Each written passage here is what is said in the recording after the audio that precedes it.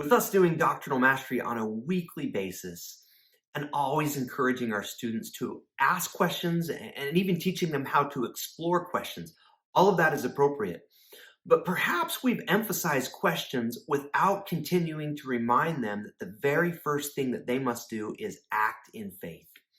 This clip from Elder Gilbert, our Commissioner of Education, helps us to see the importance of always starting with acting in faith as we help our students to explore their questions and help them feel comfortable with exploring their questions.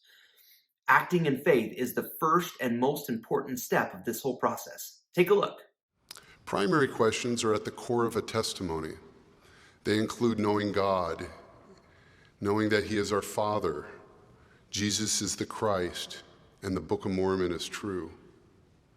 Secondary questions include questions about the details of church history, polygamy, and priesthood authority. Secondary questions can and should be answered, but they are unending, and they rarely lead to a testimony without conviction in primary questions first.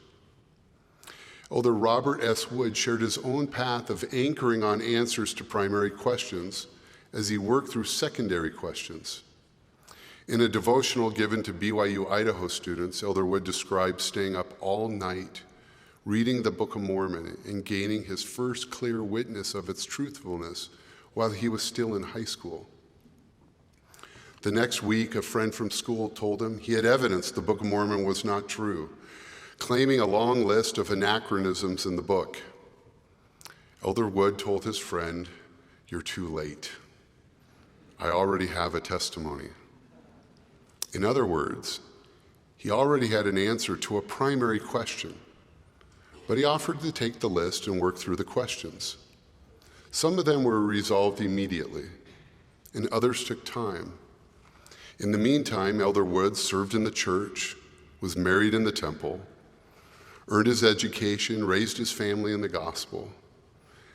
And it wasn't until a few years after his eventual call as a general authority that the last anachronism on that list was resolved by a professor, interestingly, at Cornell University, who was not a member of our faith.